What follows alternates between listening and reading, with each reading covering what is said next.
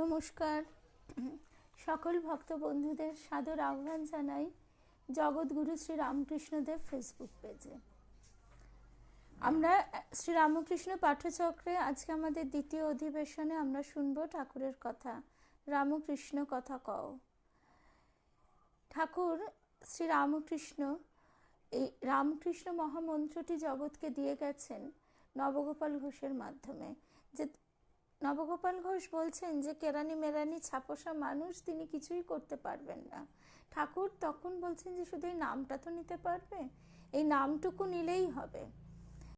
তো সেই রামকৃষ্ণ কথা কও, শ্রী শ্রী রামকৃষ্ণ মহিমা আমরা শুনব অক্ষয় কুমার সেন, পুথিকার অক্ষয় কুমার সেন মহাশয়ের কাছে। কিন্তু ভক্ত বন্ধুদের কাছে এই পেজ থেকে নোটিফিকেশন যেতে একটু দেরি হয়, সেই জন্য বারবার অনুরোধ করি যে একদম ঠিক সময়ে 9টায় আমরা শুরু করব, সবাই চলে আসে যাতে। সেই জন্য একটু অপেক্ষা করতে হচ্ছে।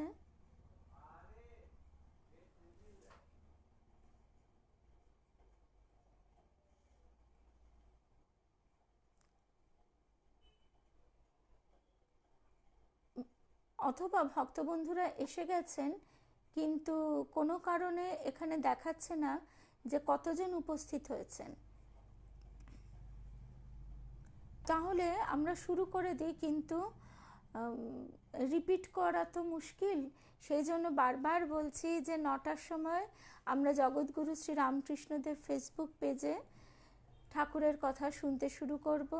সবাই কিন্তু এসে যাবেন। এটা এক এক করে ভক্ত বন্ধুরা আসতে শুরু করেছেন। 9:02 হয়ে গেছে, তাই দেরি করে খুব একটা লাভ নেই, কারণ আমাদের আগামী কয়েকদিন পাঠচক্র বন্ধ থাকবে। কল্যাণীদি এসে গেছে, শুভ্রা, সংযুক্তা, এই তো শুভ্রাদি এসে গেছে। শুভ্রাদি মানে রুমাদিকেও পেয়ে যাব।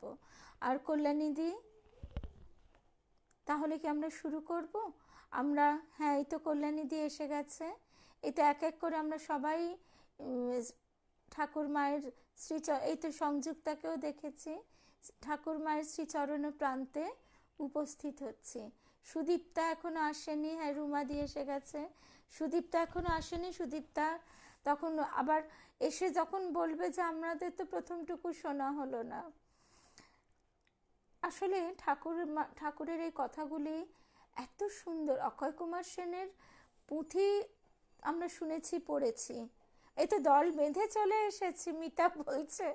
ব্যাস, তাহলে আমরা ওই প্রবোধ আর পাঠকের পেছনে চুপটি করে দাঁড়াই। প্রবোধ পাঠকের সঙ্গে ভক্ত যিনি, তিনি কথা বলছেন। তিনি প্রবোধ পাঠককে বোঝাচ্ছেন ঠাকুরের স্বরূপ, বা ঠাকুরকে আমরা কিভাবে ভালোবাসতে পারবো, ঠাকুর আমাদের কিভাবে কৃপা করছেন।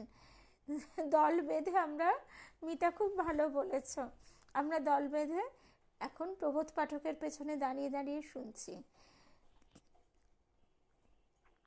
পাঠক বলছেন যে এটি বড় আশা ভরসার কথা যে আমরা ভগবানকে শ্রী রামকৃষ্ণ রূপে দেখতে পাব।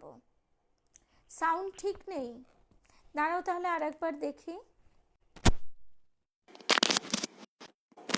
এবার একটু প্লিজ বলো যে ঠিক আছে কিনা, কারণ অনেক সময় লুজ কানেকশনের জন্যে সাউন্ডটা আসতে হয়। শুভ সন্ধ্যা শ্রাবণী, আমি এটি সাউন্ড কম, এখনো সাউন্ড কম। এবার একটু দেখো, আমি তো খুলে আবার জ্যাকটা, ওই তো, থ্যাংক ইউ, মিতা বলছে ঠিক আছে। আসলে জ্যাকটা অনেক সময় লুজ কানেকশন হয়। ঠিক আছে, শ্রাবণী এসে গেছে। আমি এটাই অপেক্ষা করছিলাম যে আমরা শুরু করব, কিন্তু আবার আগামী কয়েকদিন আমাদের দেখা হবে না। আমরা সবার জন্য অপেক্ষা করে এইবারে কল্যাণীদি শোনা যাচ্ছে। ঠিক আছে, তাহলে আমরা শুরু করি। পাঠক বলছেন এটি বড় ভরসার কথা, আমরা কি আবার ভগবানকে রামকৃষ্ণ রূপে দেখতে পাবো? নয়নতারা বলছে সাউন্ড কম হচ্ছে, কিন্তু আবার বলছো তোমরা কেউ কেউ ঠিক আছে। এখন ঠিক আছে, ঠিক আছে, ঠিক আছে।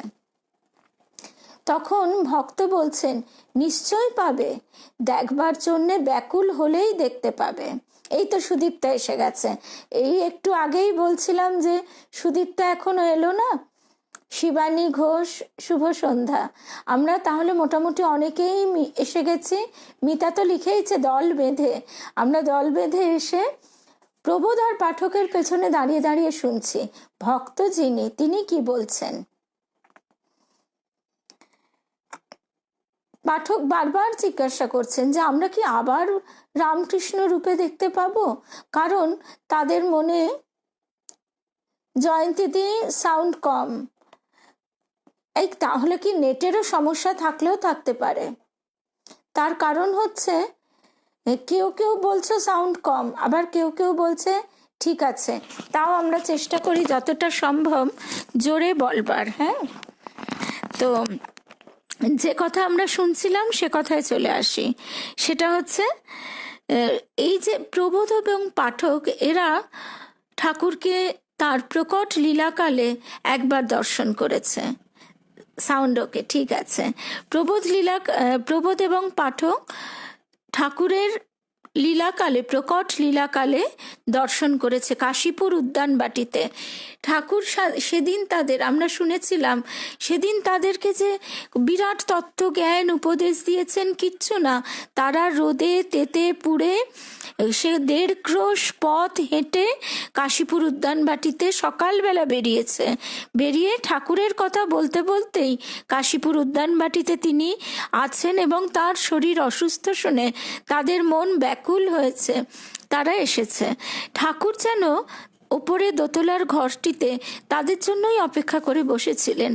আয় আয়, খা খা করে ঠাকুর তাদের মুখে মহাপ্রসাদ তুলে দিচ্ছেন।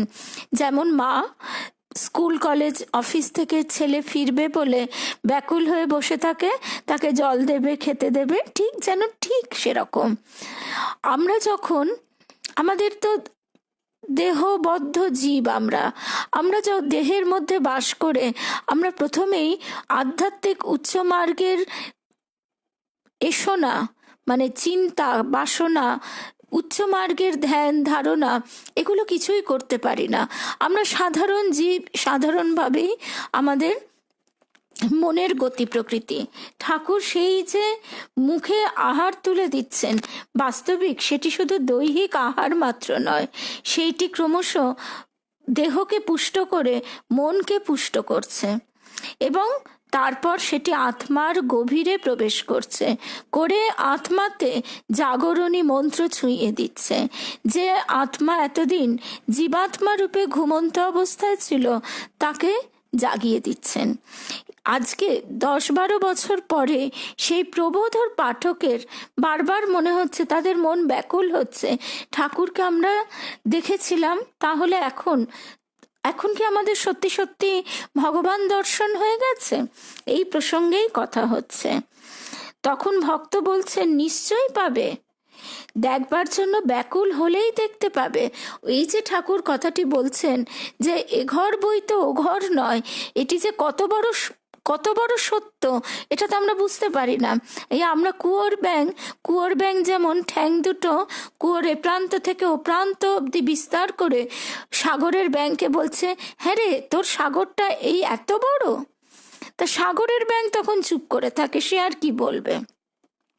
সেই রকম ঠাকুর এ ঘর থেকে ও ঘরে গেছেন মানে তিনি আমাদের পাশেই আছেন, শুধু মাঝখানে এই দেয়ালের আবরণটুকুর জন্য আমরা কিন্তু তাকে দেখতে পাচ্ছি না। সাধক তার সাধনায়, সর্বোপরি তার কৃপায় বাস্তবিক তার দর্শন পায়। তো সেই কথাই ভক্ত বলছেন। আর ব্যাকুলতা, সেই ব্যাকুলতা থাকলে তিনি দর্শন দেন। আজকে আমরা প্রথম পর্বে মায়ের কথা এটাই শুনছিলাম যে স্বরূপ, মা তার স্বরূপ কদাচিৎ প্রকাশ করে ফেলছেন, কিন্তু প্রকাশ করে ফেললেও সেইটি কত দৃঢ় কণ্ঠে তিনি জানাচ্ছেন 1-2 লাইনের মধ্যে দিয়ে, সেই মাহাত্ম্য আমরা বুঝতে পারি না। এখানেও ঠিক প্রবোধর পাঠক, তাদেরও যেন বোধে আর বোধ হচ্ছে না। তারা পাঠক তখন বলছে, ভক্ত কে যখন পাঠক জিজ্ঞাসা করছে যে আমরা রামকৃষ্ণ রূপে আবার দেখতে পাবো, তখন ভক্ত বলছেন চরম আশ্বাস বাণী, একদম তাই। এবং আজকে আমরা পল্লবী শেষ কথাটা শুনেছি, ঠাকুর মা বলছেন ভয় কি, আমরা আছি। তাই এরপরে যদি আমরা ভয় পাই, দুশ্চিন্তা করি, তাহলে তো জন্মটাই বৃথা হয়ে যায়। অনেক ভালোবাসা তিস্তা। ভক্ত বলছে নিশ্চয় পাবে, দেখবার জন্য ব্যাকুল হলেই দেখতে পাবে, তার বিগ্রহ রূপটিও দেখতে পাবে, তাছাড়া আরও রূপ আছে তাও দেখতে পাবে। তিনি রূপের সাগর, তার অনেক রূপ আছে।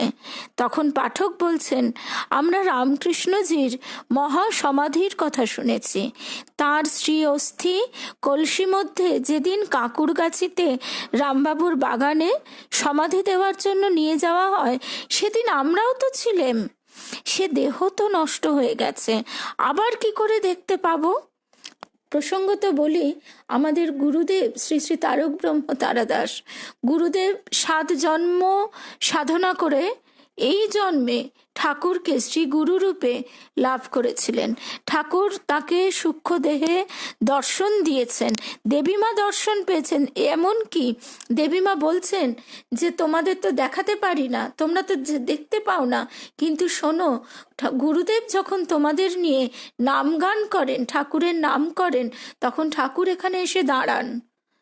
বাস্তবিক আমরা কেউ এটা, আমার পক্ষে তো অন্তত কতটা বিশ্বাস অবিশ্বাস কিছুই হয়নি। আমি জানি মা বলছেন, তাহলে তাই। সংশয়ও আসেনি, অবিশ্বাসও আসেনি, আবার বিশ্বাসও কিন্তু আসেনি। সেই বিশ্বাস, যে বিশ্বাস এলে সব হয়ে যায়। মা বলছেন না, বিশ্বাস হলো তো সব হয়ে গেল, সেই বিশ্বাসও আসেনি। তবে কি না, তার কৃপায় অবিশ্বাস বা সংশয়ও আসেনি। যেখানে তার নাম সেখানে তিনি অবস্থান করেন, দেবীমা দেখছেন তিনি দাঁড়িয়ে আছেন। তবে কি একটা অদ্ভুত ভাবসাগরে যে তিনি আমাদের গুরুদেব টেনে নিয়ে যেতেন, তখন আমি অত ছোট থাকা সত্ত্বেও বিনা সাধন ভজনে, বিনা কিছুতে সেটি উপলব্ধি করতে পারতাম। বাপ যদি কোলে করে আমাদের মেলার ভেতরে নিয়ে গিয়ে দেব দর্শন করিয়ে আনেন, তাহলে যেমনটি হয়, মেলার ভেতর ভিড়ের চাপে ছোট মানুষ সে যেতে পারে না, তার দম আটকে যায়। কিন্তু বাপ যদি কোলে করে নেয়, তখন তো তার দম আটকায় না। যশোমতী বলছেন কি, কেমন করে কি হলো, কেমন করে কি? যশোমতী আমাদের নতুন ভক্ত বন্ধু, আমি তোমার সঙ্গে ফোনে এ বিষয়ে বিস্তারিত কথা বলবো, কারণ আমরা প্রতি সোমবার আমাদের গুরুদেব দেবীমার কথা শুনি। ঠাকুরের অশেষ কৃপায় আমাদের গুরুদেবের মতন একজন সিদ্ধ সাধকের শ্রীচরণ প্রান্তে উপনীত হয়েছিলাম। তিনি দেহে নেই, কিন্তু সেখান থেকে আর কোনো দীক্ষা দানও হয় না। তো যাই হোক, গুরুদেব আমাদের বলছেন যে তোদের মনের ঘরে আমি ঝাঁট দিই, তুই তোরা আমার আমার দেহের ওপর দিয়ে চলে যা।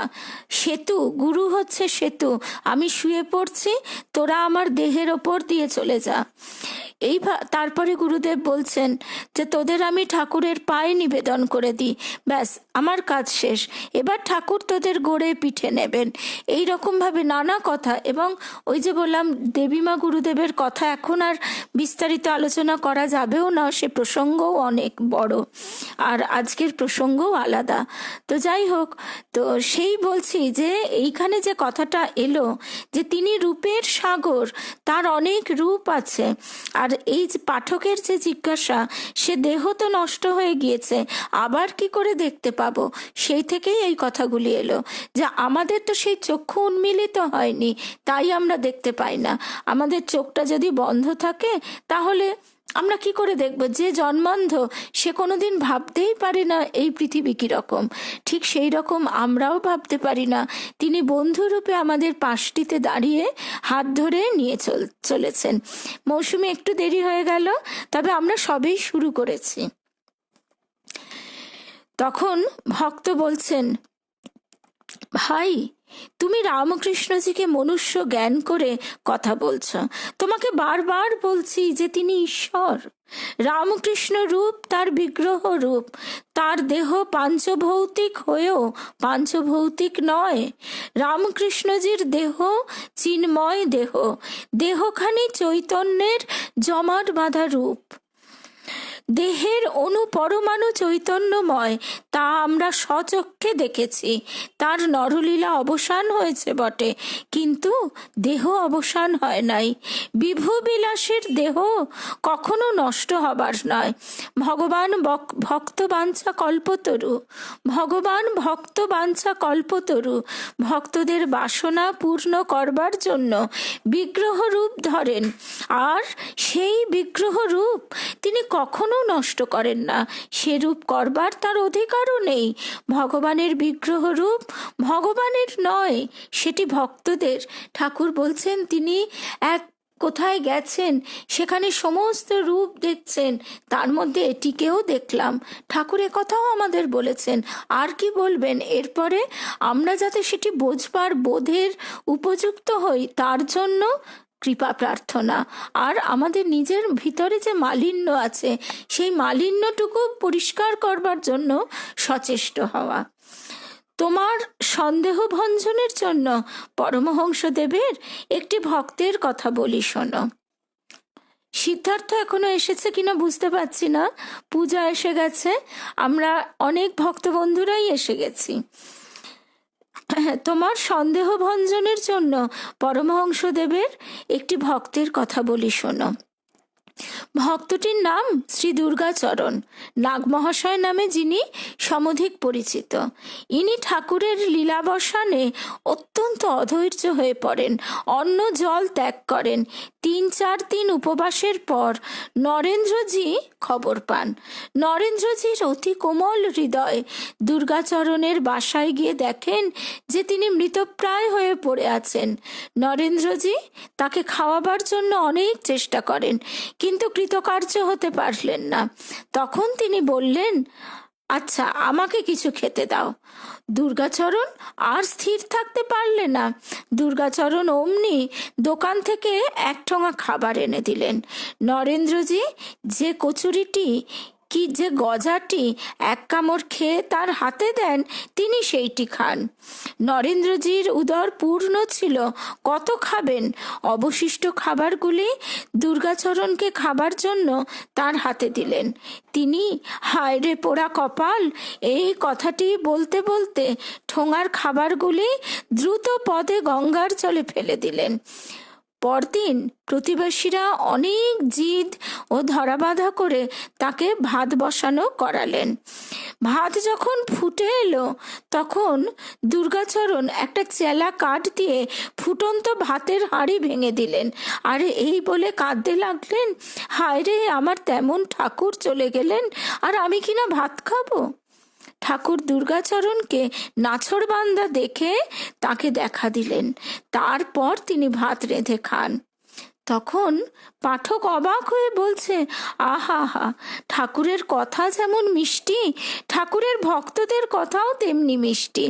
রামকৃষ্ণজির ভক্তদের কথা আরো কিছু বলুন না মশাই। তখন সেই ভক্ত বলছেন, তোমার জিজ্ঞাসা শুনে আমারও খুব আনন্দ হলো। রামকৃষ্ণজির এমন একটি কৃপা তোমার ভিতরে আছে যে তার লীলা কথা তোমাকে বলতে বলতে আমার হৃদয়েও ফোয়ারা ছুটছে। কি অপূর্ব, ওটা কি অপূর্ব। আজকে এই পাঠচক্র কিন্তু ঠাকুরের তৈরি সম্পূর্ণরূপে। বহ্নির কথা তো স্মরণ করতেই হবে।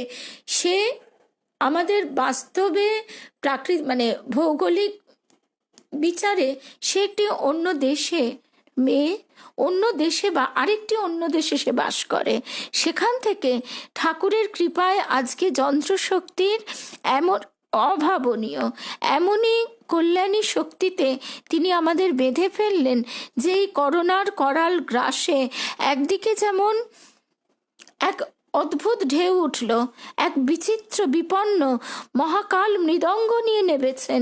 আমাদের গুরুদেবের কথায়, দেবীমার দর্শনে কথাটি আছে যে মহাকাল মৃদঙ্গ নিয়ে নেমে পড়েছেন। গুরুদেব বলছেন কখন, কবে সেটা? তখন ঠাকুর হাসছেন, সে উত্তর ঠাকুর দেননি। সেইটি গুরুদেবের, দেবী মায়ের জানার এতদিন পরে সেটা হয়েছে। সময়টা বাস্তবিক, বারবার যেন আমরা ভুলে না যাই। আমরা আমাদের পৃথিবী আর সূর্যের ছন্দে আমরা সময় মাপি, না হলে এই অনন্ত সময়কে আমরা কি করে ভাগ করব, কি করে মাপব? তো আরেক দিকে এই শ্রীরামকৃষ্ণ নামের জোয়ার একটু একটু করে সমস্ত জঞ্জালকে ঠেলে সরিয়ে দিচ্ছে, ঠেলে সরিয়ে সেই শুভ স্রোত প্রবাহিত হচ্ছে। সেইভাবে একদিন বহ্নি বলেছিল, মধুরাদি তুমি কথামৃত পাঠ করতে পারবে? যে কাজ আমি জীবনে করিনি সেই কাজ তিনি যে আমার এই দেহযন্ত্র দিয়ে করাচ্ছেন, তার একটাই কথা হয় যে তিনি পঙ্গুকে গিরি লঙ্ঘন করান। এই একটিও কথা তিনি সেই গীতায় বলে গেছেন, এবং আজ নিজের জীবনে সেটি দেখছি যে আজকে তিনি ঠিক এইভাবে, এই সূত্রে আমাদের তার দিকে, তার জয়যাত্রায় এগিয়ে নিয়ে চলেছেন। ঠিক এই কথাটি আমরা অক্ষয় কুমার সেন মহাশয় পুথিকারের কাছে শুনছি যে তোমার জিজ্ঞাস্য শুনে আমারও খুব আনন্দ হলো। রামকৃষ্ণজির এমন একটি কৃপা তোমার ভিতরে আছে যে তার লীলা কথা তোমাকে বলতে বলতে আমার হৃদয়েও ফোয়ারা উঠছে। এই ঘটনা প্রকট লীলাতেও হয়েছিল। কন্যগড়ের সেই ভক্ত বৈষ্ণবচরণকে ঠাকুর বলেছিলেন, তুমি লোককে বলো তা ভালো, লোককে বলতে বলতে তোমার হৃদয় দুয়ার খুলে যাবে। আমরা নিজেকে তো আগে ঠিক করতে পারি না, নিজেকে শেখাতে পারি না, শোনাতে পারি না। আমরা ভাবি আমরা লোককে বলছি বুঝি, তা নয়। এই যে তার নাম গুণগান করতে করতে আমাদেরও ভিতরে ওই ফটকিরির কাজ হচ্ছে। সেই আমাদের মনের ভেতর, মুখের ভিতর যে সমস্ত বিষয় কথা, পার্থিব কথা ছিল, সেগুলি সমস্ত আস্তে আস্তে ওই মুছে যাচ্ছে। তিনি কৃপা করে সেই কাজ তিনি করাচ্ছেন। ঠাকুর বলতেন, নির্মলি ফেললে জল যেমন স্বচ্ছ হয়ে যায়, তার নাম গুণ কীর্তনও তো সেই নির্মলিরই কাজ করে। সেই জন্য ভক্ত হৃদয় উদ্বেলিত হয়ে বলছে যে তার লীলা কথা তোমাকে বলতে বলতে চন্দনের সুবাস, একদম তার লীলা কথা তোমাকে বলতে বলতে আমার হৃদয়েও ফোয়ারা উঠছে। যা জানি না তাও ঠাকুর জানিয়ে দিচ্ছেন। এই যে কি আশ্চর্য কথা, যা জানি না তাও ঠাকুর জানিয়ে দিচ্ছেন। তোমার মতো লীলাতত্ত্ব পিপাসুর সঙ্গ পেয়ে আমিও ধন্য হলাম। আজকে তার কৃপাতে আমরা কে কোথায়, কত দূর দূরান্তে ভক্ত বন্ধুরা তার কৃপার সুতোয় সব বাঁধা পড়েছি। রামকৃষ্ণজির ভক্তদের কথা অতি মধুর, আবার জীব শিক্ষার জন্য তাদের সঙ্গে ঠাকুর যে সকল খেলা করেছেন সে আরো মধুর। শুনলে পাষাণে জল ঝরে, মরা গাছে মঞ্জরি উঠে, অতি বদ্ধ জীবেরও চৈতন্য হয়, ভক্তি হয়, তাদের ভবসাগর পার হবার সম্বল হয়।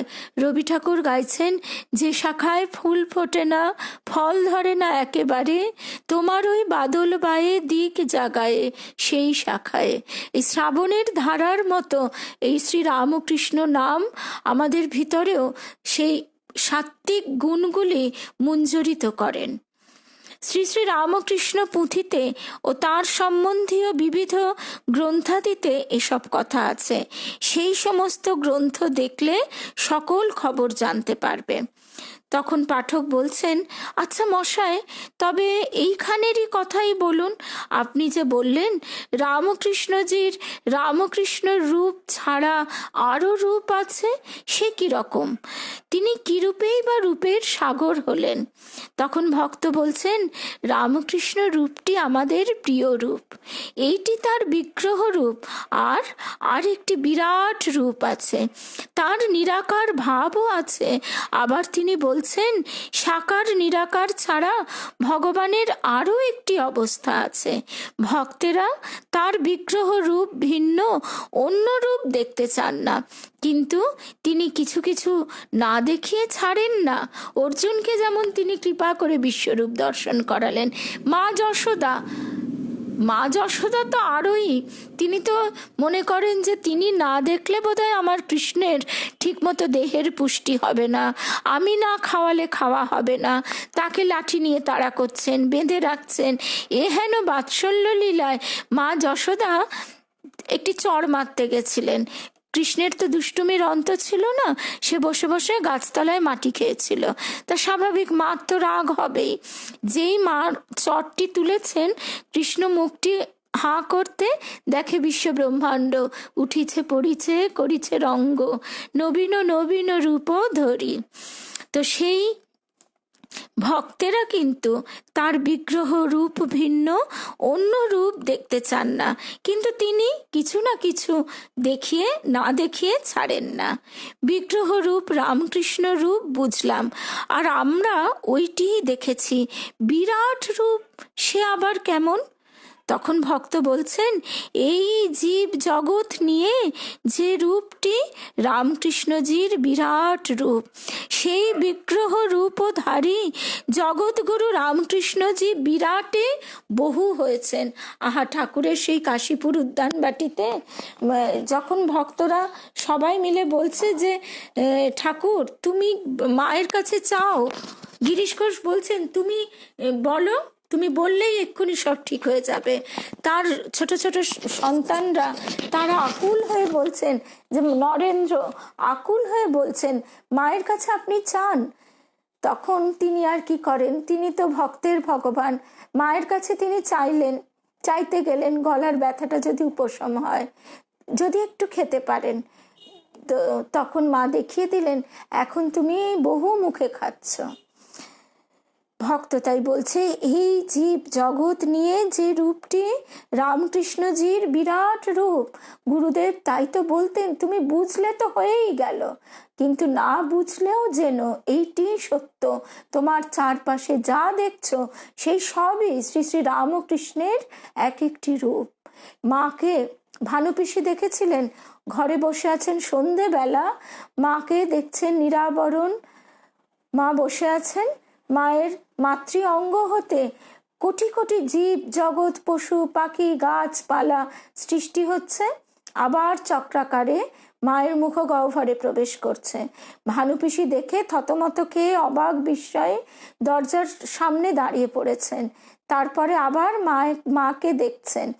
তখন মা মৃদু হেসে বলছেন, ভানুপিসি বলছে এ কি সারু?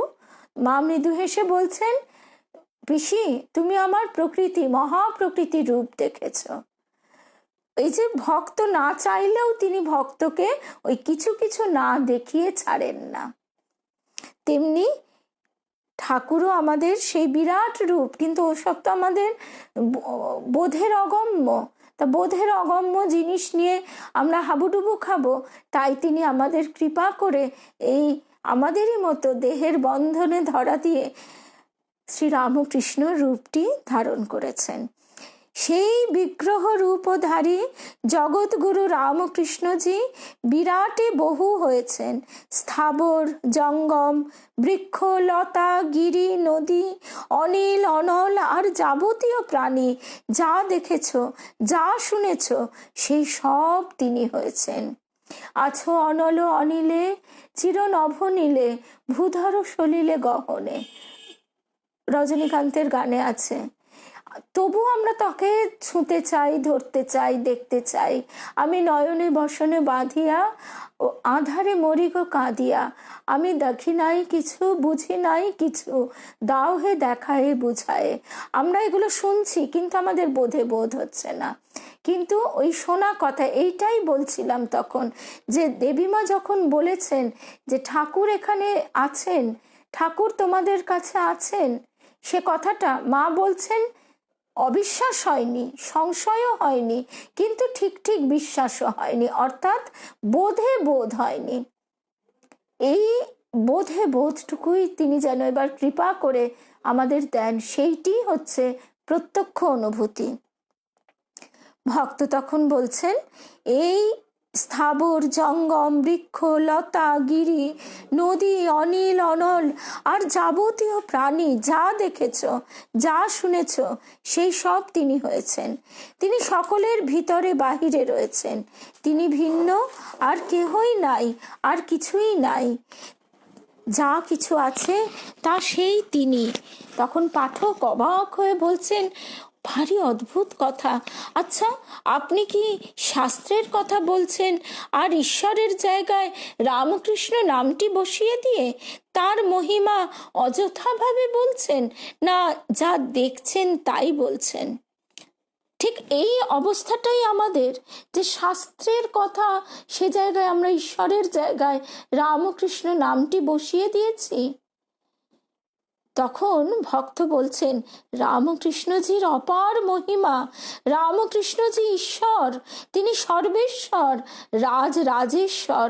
তুমি শাস্ত্রের কথা বলে মনে করছো আমি শাস্ত্র কাকে বলে তার নামগন্ধও জানি নে। এমনকি রামায়ণ মহাভারত যা দোকান পশারিতে জানে, দোকানি পশারিতে জানে ও পাঠ করে, আমি এই বয়স নাগাদ তাও জানি না ও কখনো পাঠও করি নাই।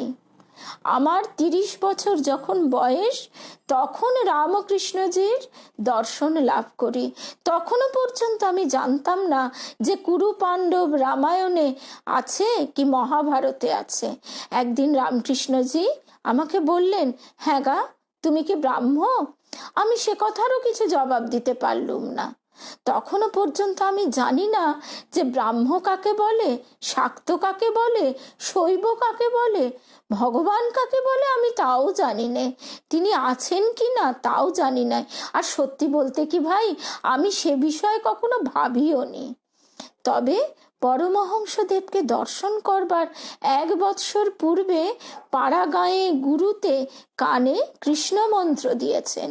যখন মন্ত্র দিলেন তখন গুরুকে বললুম, এই যে বারবার মন্ত্র বললাম, কই কৃষ্ণকে তো দেখতে পাচ্ছি না।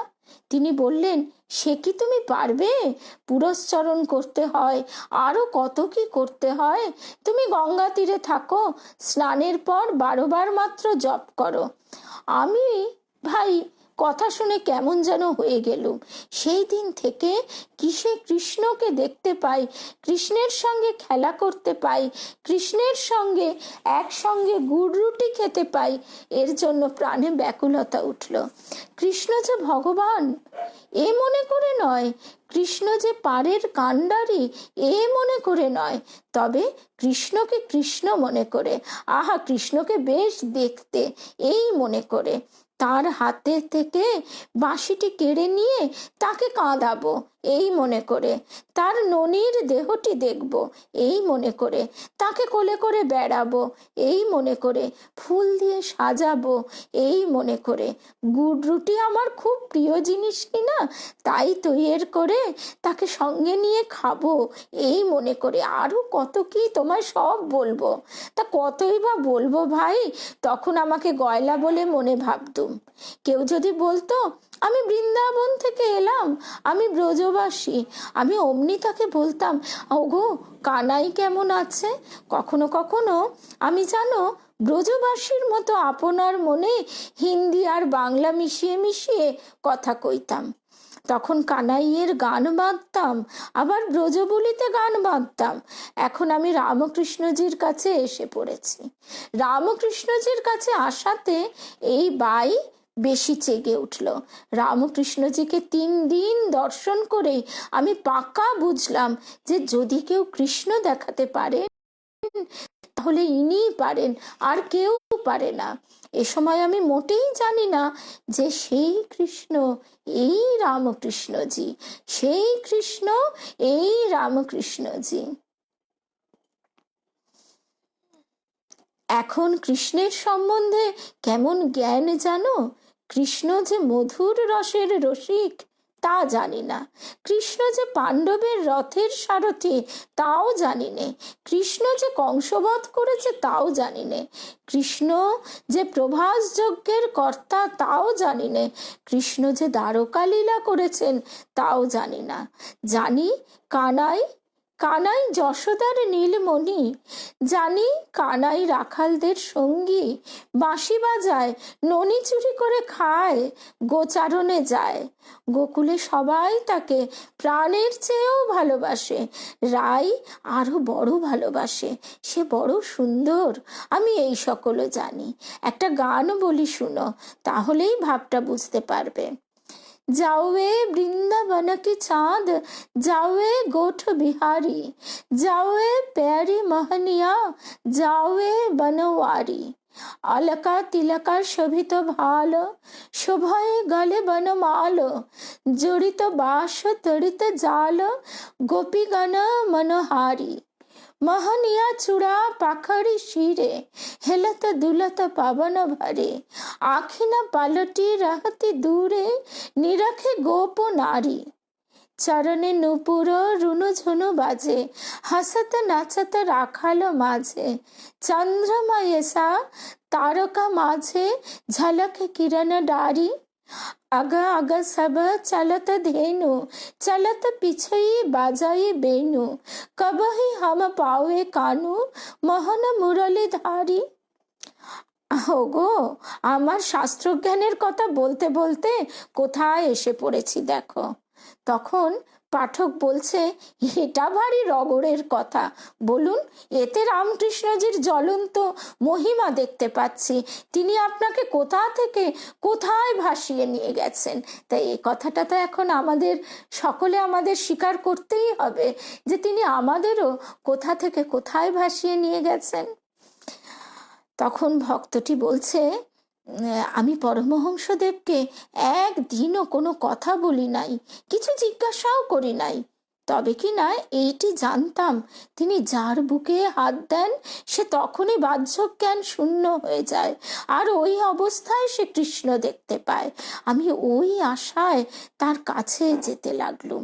শুধু যে ওই আশাটিতে তাও নয়, তাকে দেখলে কেমন কেমন হতুম সে তোমায় কইতে পারি নে গো।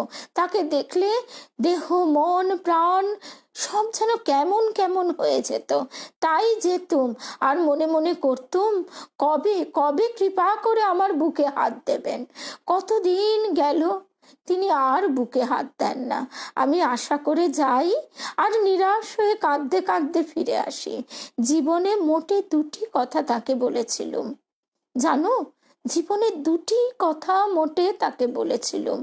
একদিন তাকে নির্জনে পেয়ে বলেছিলুম, ঠাকুর আমি বড় কানা। তাতে তিনি জবাব দিলেন, ঈশ্বর আছেন। আরেকদিন তাকে বলেছিলুম যে ঠাকুর আপনি আমার ছোঁয়া কুলফি খেলেন না, আমি বড় অপরাধী। তাতে তিনি মুচকি হেসে বললেন, তুমি যদি দুপুর বেলায় কুলফি আনতে তাহলে খেতুম, ঠান্ডা জিনিস রাতের বেলায় খেলে অসুখ করবে গো, তাই খাই নাই। তা আমার সঙ্গে ঠাকুর যেরকম ব্যবহার করতেন, এমন যদি অন্য কোনো লোকের সঙ্গে হতো তাহলে সে প্রাণ গেলেও আর তার কাছে যেত না। কত লোকে পায়ে হাত বুলুচ্ছে, আর আমি হাত বাড়ালেই অমনি হয়েছে হয়েছে বাবা বলে পা গুটিয়ে নিতেন।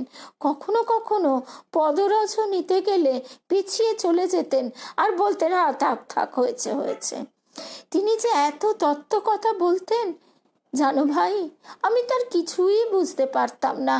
এক ধারে চুপ করে বসে থাকতাম আর তাকে খালি চেয়ে চেয়ে দেখতাম। আমার বাপকে আমি যেমন ভয় করতাম, ঠাকুরকেও তেমনি ভয় করতুম। আমার বাপের মুখের আদল ঠাকুরের মুখে দেখতে পেতুম গো, এখনো পাই। তোমাকে কত বলবো, সে অনেক কথা। আমার শাস্ত্র রামকৃষ্ণজি, আমার জ্ঞান রামকৃষ্ণজি, আমার আনন্দ রামকৃষ্ণজি। শাস্ত্র দেখার মধ্যে রামকৃষ্ণজিকে দেখা। আমি যা বলছি, যা তিনি দেখাচ্ছেন তাই বলছি গো। আমি কারো জায়গায় রামকৃষ্ণজিকে বসাই নাই, আমি রামকৃষ্ণজির জায়গায় রামকৃষ্ণজিকে বসাচ্ছি। আমি যা দেখছি তাই বলছি। তখন পাঠক বলছে, আচ্ছা, আপনি রামকৃষ্ণজিকে সকলের ভিতর দেখছেন? এ তো ভারী অদ্ভুত কথা। তিনি যদি প্রত্যেক বস্তু, প্রত্যেক জীব হয়েছেন, তাহলে প্রত্যেক বস্তু বা জীবের ভিতর রামকৃষ্ণজি কেমন ভাবে আছেন? অংশ নাকি পূর্ণ?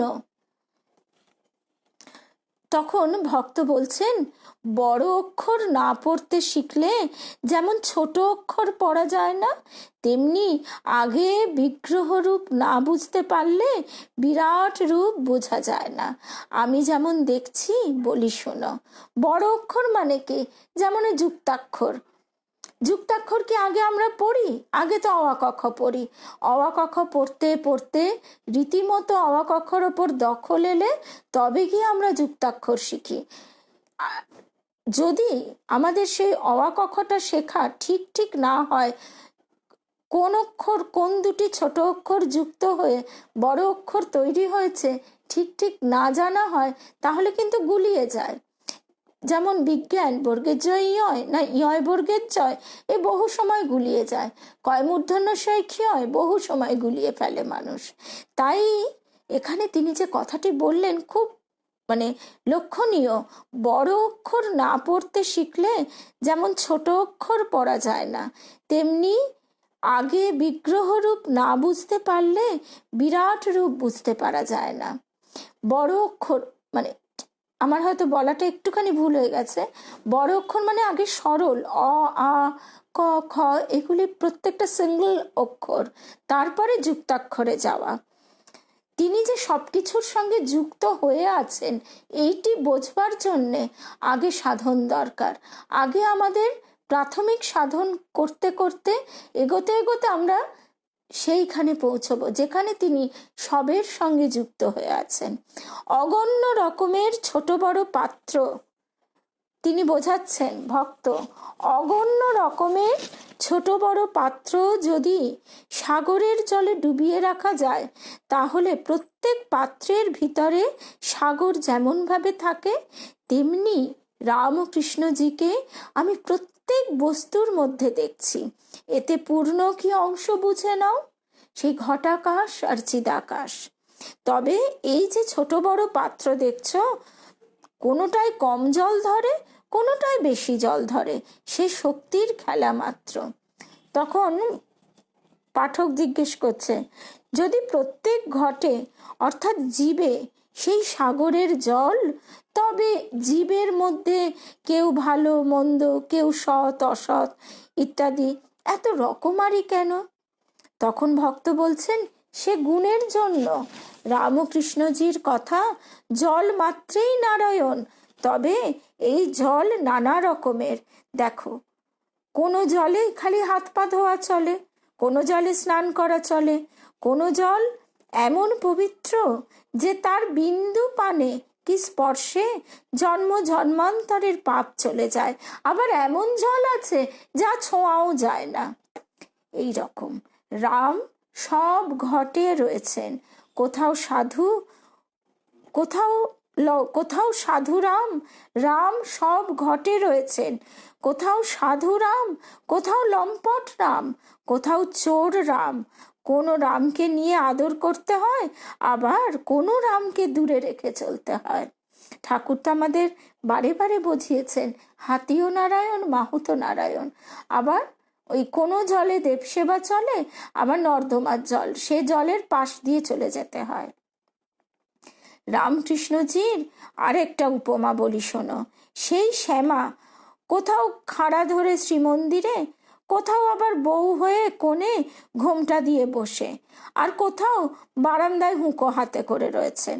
সর্বঘটে বিরাজ করে ইচ্ছাময়ীর ইচ্ছা যেমন। যতদিন না রামকৃষ্ণজির কৃপা হয়, ততদিন এই যে শক্তির খেলা, এ সব কিছুই বোঝা যায় না। তখন পাঠক বলছেন, ভগবান যখন সকলও হয়েছেন আর তিনি চৈতন্য স্বরূপ, তখন পাহাড় পাষাণ প্রভৃতি জড়ের মধ্যে চৈতন্যের খেলা কই?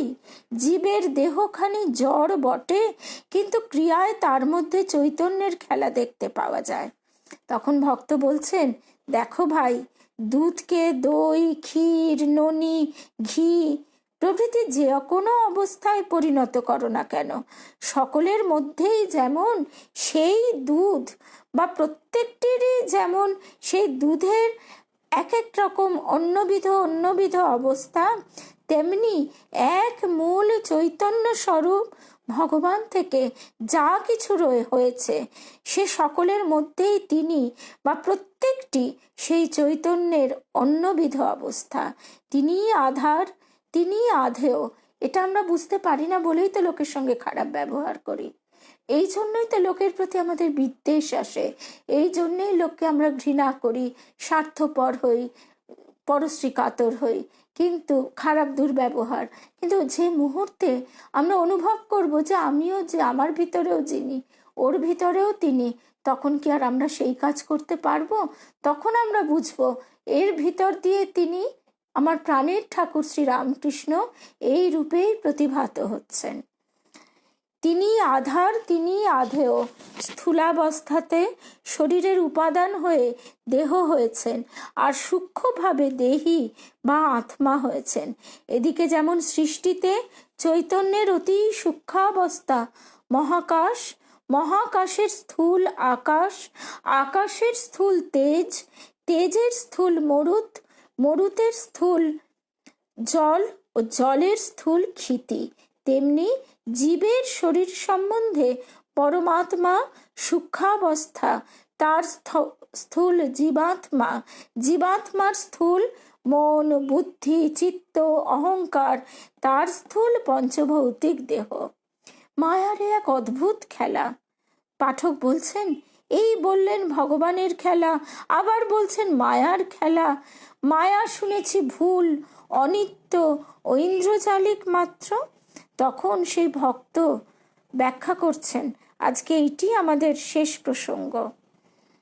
তখন ভক্ত ব্যাখ্যা করছেন, মন আদির অতীত অতি সূক্ষ্মতম চৈতন্য স্বরূপ ভগবান যে শক্তিতে এত স্থূল হয়ে, মন আদির অতীত অতি সূক্ষ্মতম চৈতন্য স্বরূপ ভগবান যে শক্তিতে এত স্থূল হয়ে এই জীব জগৎ রূপে পরিণত হয়, সেই শক্তির নাম মায়া। ভগবান যেমন সত্য ও নিত্য, তার মায়াও তেমনি সত্য ও নিত্য। সত্য নিত্য হতে যা জন্মে তা কি কখনো অসত্য ও অনিত্য হয়?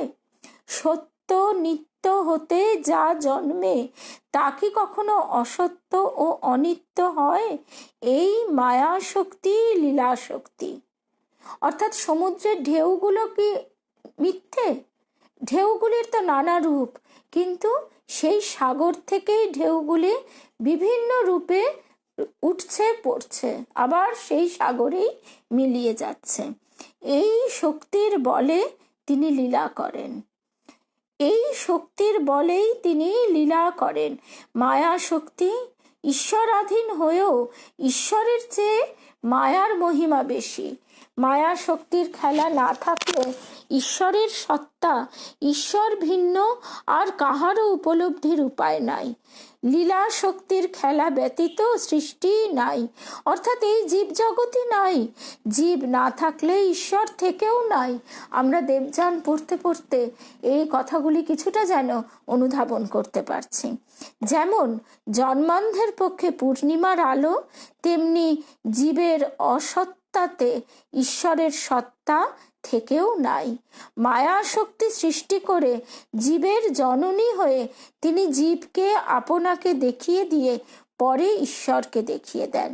যেমন দর্পণ সহায়ে প্রতিচ্ছায়া দেখা যায়, সেইরূপ জীব মায়াতে সৃষ্ট হয়ে সেই মায়ার সাহায্যেই ঈশ্বর দর্শন করে। ঠাকুর বলতেন, পায়ে কাঁটা বিঁধেছে, আর একটা কাঁটা জোগাড় করে সেই কাঁটা দিয়ে কাঁটা তুলে শেষে দুটো কাঁটাই ফেলে দিতে হয়। মায়া পথ ছেড়ে না দিলে জীবের ঈশ্বর দর্শন হয় না। মায়া শক্তি ইচ্ছাময়ী, লীলাময়ী, এক হয়ে আবার দুভাবে খেলা করেন। এক বিদ্যা শক্তি, আরেকটি অবিদ্যা শক্তি। এক শক্তির মধ্যে দুরকম ভাব। সে কেমন জানো? রামকৃষ্ণজির এ সম্বন্ধে উপমা, বিড়ালের একই দাঁত। ঠাকুরের কথাগুলি যত মানে আমাদের ওই যে ইনিও বললেন ভক্ত অক্ষয় কুমার সেন মহাশয়েরই তো লেখা এটা, শ্রী শ্রী রামকৃষ্ণ মহিমা। আমরা শত শত তত্ত্বকথা গুলে খেলেও, মুখস্থ করে ফেললেও যে কথা আমরা বুঝে উঠতে পারবো না। ঠাকুর কি অদ্ভুতভাবে বোঝাচ্ছেন যে একই শক্তির মধ্যে দুরকম ভাব। কিরকম জানো? বিড়ালের একই দাঁত, সেই দাঁতে যখন আপনার ছেলেকে ধরে আর নিরাপদ স্থানে নিয়ে যায়, তখন ছেলের ঘাড়ে মোটেই দাঁত লাগে না, কিন্তু সেই দাঁতে যখন ইঁদুর ধরে, তখন ইঁদুরের আর দুর্দশার সীমা থাকে না। সেই রকম যখন মায়া বিদ্যাশক্তির দ্বারা জীবকে ধরেন, তখন জীবকে ঈশ্বরের পথে নিয়ে যান। এই জন্যেই তো মা মহামায়া স্বয়ং এবার আমাদের কাছে মা হয়ে ধরা দিলেন। মা তো আমাদের এইভাবেই আশ্রয় দিচ্ছেন, এইভাবে নিরাপদ স্থানে নিয়ে যাবেন। মা তো কথাও দিয়ে রেখেছেন। তখন জীবকে ঈশ্বরের পথে নিয়ে যান। আর যখন অবিদ্যা শক্তির দ্বারা ধরেন, তখন জীবকে একেবারে মুগ্ধ করে রাখেন, হাতে পায়ে দড়ি বেঁধে সংসারে ফেলে দেন। চারিদিকে যে কি কামিনী কাঞ্চনের খেলা চলছে, সে খেলার খবরগুলো না শুনলেও যতটুকু কানে আসছে তাতেই একেবারে বিস্মিত মুগ্ধ হয়ে যেতে হয় যে কি কাণ্ডই না ঠাকুর খেলছেন, কি খেলাই না মায়া শক্তি খেলছেন। এই তম লুচ্চারূপী ভগবান, লুচ্চারূপী নারায়ণ ঠাকুর বলছেন তম শক্তি, অশুভ শক্তির আগ্রাসী একটা স্রোত বয়ে যাচ্ছে। ঠাকুর বলছেন, গুরুদেবের কাছে শুনছি, ঠাকুর বলছেন যে মন্থনকালে অমৃতও উঠেছিল, কিন্তু শেষে প্রথমে গরল উঠেছে। এখন এই মন্থনকাল, ট্রানজিশন পিরিয়ড, যুগান্তর, এই যুগ সন্ধিক্ষণে দাঁড়িয়ে আমরা দেখছি যত বিষ সমস্ত কিন্তু উদ্গীরণ হচ্ছে, সমস্ত বিষ উঠে যাচ্ছে। আর যে ওই মহামায়ার আশ্রয়টি নিয়েছে, মাকে একদম আঁকড়ে ধরে আছে, মা তাকে ওই বিড়াল মায়ের মতন ধরে নিরাপদ স্থানে নিয়ে যাচ্ছে। মায়া ভুল হলেও সত্য। তুমি যেমন শুনেছ মায়া ভুল ও ঐন্দ্রজালিক, তাই আবার মায়া ভুল হয়েও সত্য, আর সত্য হয়েও ভুল। এ বিষয়ে পরমহংসদেবের ভারী সুন্দর একটি কথা বলি, শোনো। তিনি বলতেন, জীব জগৎ যখন আমি স্পষ্ট দেখতে পাচ্ছি, তখন কি করে মিথ্যা বলি? আবার শঙ্করের যে মত, সে মতে জীব জগৎ থাকে না। মীমাংসার কথা সেটি হলো তাও বটে, তাও বটে, এও বটে, ও বটে। ঈশ্বরীয় অবস্থার ইতি হয় না। ভগবান এইটি, অপর কিছু নন বা হতে পারেন না, এমন কথা বলে তার ইতি করা হয়, তাকে সীমাবদ্ধ করা হয়। তা সেই গিরগিটির গল্পটা আছে। তারপরে ঠাকুর বলছেন বেলের কথা, যে বেল তুমি কি তার আঠা বিচি বাদ দিয়ে ওজন করবে? খোল বাদ দিয়ে সবটাই ওজন করতে হয়। এটি হচ্ছে বিশিষ্টাদ্বৈতবাদ। তারপরে পাঠক, এত সুন্দর সুন্দর কথায় মনে হয় না শেষ করি, আর একটুখানি শুনে নেওয়া যাক। তারপর যদি নেট থাকে ভালো, আমরা আবার জয়রামবাটি কামারপুকুর থেকেও একটু একটু ঠাকুরের কথা শুনব।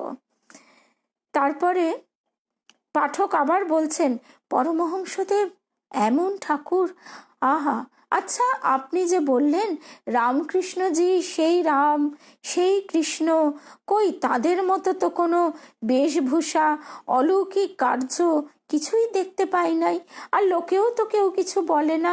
তবে হ্যাঁ, তার জল্পনা প্রায় অনেক স্থানে আজকাল হচ্ছে বটে। তা তার অলৌকিক কার্য, ওই যে আমাদের স্বামীজি বলছেন না, আর কি অলৌকিক কার্য চাই? এবারে তো রিপুগুলো আর বাইরে নেই, শত্রুগুলো সব মনের ভিতরে, সেই রিপু দমন তিনি করে দিচ্ছেন। আর মনকে একেবারে কাদার তালের মতন গড়ে পিটে নিচ্ছেন, হয়কে নয় করছেন, নয়কে হয় করছেন। তুমি এই তখন ভক্ত বলছেন, তুমি এই কথা প্রথমেই বলেছিলে, আবার এখন বলছো। আসলে কি জানো, এখনো তোমার মনের ভেতরে সন্দেহ রয়েছে। তুমি তাকে প্রার্থনা করো, তিনিই বুঝিয়ে দেবেন, তিনিই দেখিয়ে দেবেন। তার কাছে প্রার্থনা করলে তিনি যে কি তা তিনিই জানিয়ে দেবেন। একটা কথা মোটামুটি বলি শোনো, অবতার বিশেষে রূপ বিশেষ হয়। রাম অবতারে রাম রূপ, কৃষ্ণ অবতারে কৃষ্ণ রূপ, আবার রামকৃষ্ণ অবতারে রামকৃষ্ণ রূপ। সব অবতারে সমান বেশ হয় না, সমান কাজও হয় না। যে যুগে যে প্রয়োজন সেই যুগে তিনি সেইভাবেই ধরা দেন।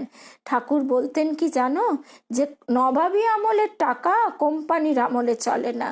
যে যুগে যে কালে যে প্রয়োজন অবতার সেইভাবেই লীলা করেন। অবতার দুই রকম, এক অবতার ভূভার হরণের জন্য, সাধুদের পরিত্রাণের জন্য আর দুষ্ট দমনের জন্য। আর এক অবতার, তাকে আদর্শ অবতার বলে। এই অবতারের কার্য ধর্ম সংস্থাপন করা, জীবকে শিক্ষা দেওয়া আর পতিতের উদ্ধার করা। আদর্শ অবতারে ঐশ্বর্য ব্যক্ত থেকেও থাকে না, বেশভূষার আড়ম্বর থাকে না, থাকে কি, থাকে কেবল মাধুর্য। আদর্শ অবতার নিরৈশ্বর্যে ঐশ্বর্যবান, অরূপে রূপবান। এই যে ছোট্ট শিশু, কচি বাচ্চাকে গা ভর্তি গয়না পরাতে হয়? কখনো হয় না। সে তার নিজের রূপেই রূপবান, নিজের সারল্যে সাত্ত্বিক রূপেই নিরৈশ্বর্যে সে ঐশ্বর্যবান। কি অপূর্ব কথা! রামকৃষ্ণ পুঁথিতে যা বলে তোমাকে তা শোনাই, শুনো। এইটি কিন্তু আজকে আমাদের শেষ কথা। আরে অবিশ্বাসী মন, কি কব তোমাকে, চিরকাল মগ্ন তুমি সন্দেহের পাকে। যদি না বিশ্বাস তোর, মোর কি বা ক্ষতি, মুই জানি প্রভু মোর অখিলের পতি।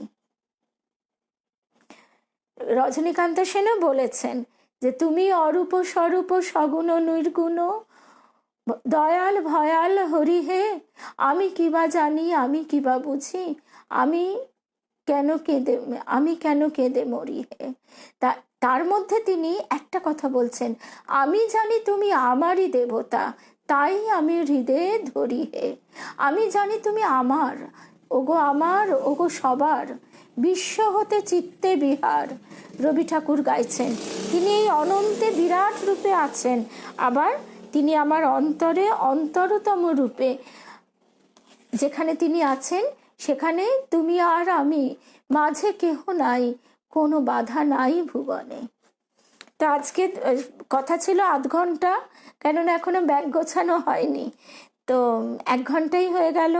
আজকে আসলে ঠাকুরের কথা এমনই মধুর, এ কথার যেন মনে হয় না শেষ হোক, এই কথাই চলতে থাক। তো আজকে আমরা তাহলে এখানে শেষ করি। আবার যদি সম্ভব হয় আমরা জয়রামবাটি কামারপুকুর থেকে ঠাকুর মায়ের কথা শুনবো। জয় রাম কৃষ্ণ, জয় মা, জয় মা। আর সবাই ভালো থাকবেন। সকল ভক্ত বন্ধুর জন্যে ঠাকুর মায়ের কাছে আমাদের প্রার্থনা থাকবে যে আমরা যেন সবাই তার দিকে এমনি করে আনন্দ করে এগিয়ে যেতে পারি। আর কিছু চাই না, তোমাকে ছেড়ে, তোমাকে ভুলে যেন না যাই, আর যেন অহংকার দিয়ে কোনোভাবে তিনি যেন আমাদের দূরে ঠেলে না দেন, এইটুকুই প্রার্থনা। অনেক অনেক ভালোবাসা। জয় রামকৃষ্ণ। সকল ভক্ত বন্ধুদের অনেক ভালোবাসা জানাই। জয় রামকৃষ্ণ। শ্রী রামকৃষ্ণময় শুভরাত্রি। কালকে ভোর 6টার সময় বেরোনো, তাহলে আজকে তাড়াতাড়ি শেষ করে ফেলতে হবে। জয় রামকৃষ্ণ।